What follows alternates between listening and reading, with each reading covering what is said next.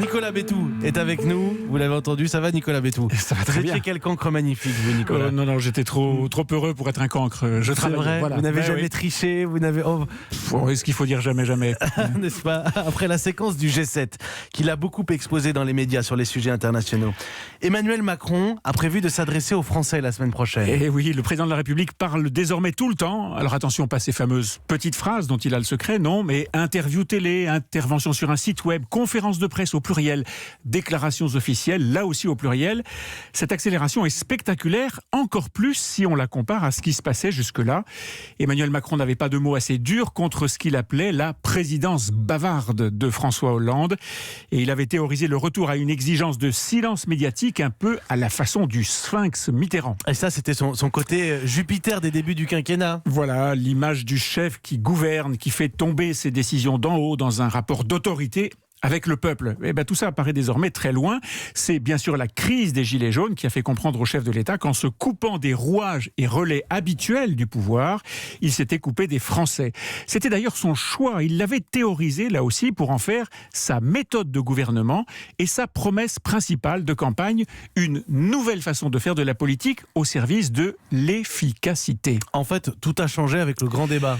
Oui, avec cet exercice qu'Emmanuel Macron a réussi, qu'il a aimé et qui l'a convaincu de changer du tout au tout son style de gouvernement. Et c'est de là que vient la promesse de concertation sur la réforme des retraites qui avait pourtant été longuement préparée, disséquée, triturée dans tous les sens par son géniteur, Jean-Paul Delevoye, avant qu'Emmanuel Macron ne décide de la remettre une fois de plus dans le débat. Avec ce changement de pied notable sur l'âge de départ à la retraite. Et voilà, cette question des fameux 64 ans qui hérissaient les syndicats et surtout la CFDT et qui, a été évacuée par le président. C'est un double symbole, bien sûr.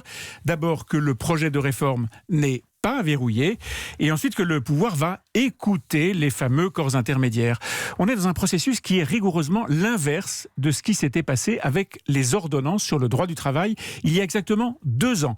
Tout s'était déroulé à la cadence d'un métronome et ça avait été efficace. Et il est là, le risque de cette nouvelle méthode de gouvernement voulue par le chef de l'État. Sera-t-elle efficace ou va-t-elle s'embrouiller dans des négociations, se dissoudre dans des concessions ou des renoncements?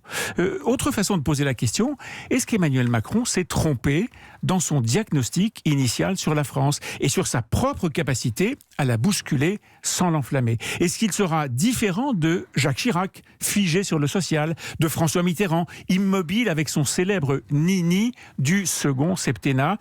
Il reste environ 500 jours utiles au quinquennat, 500 jours d'un acte 2 pour trouver le bon dosage entre l'audace et l'apaisement.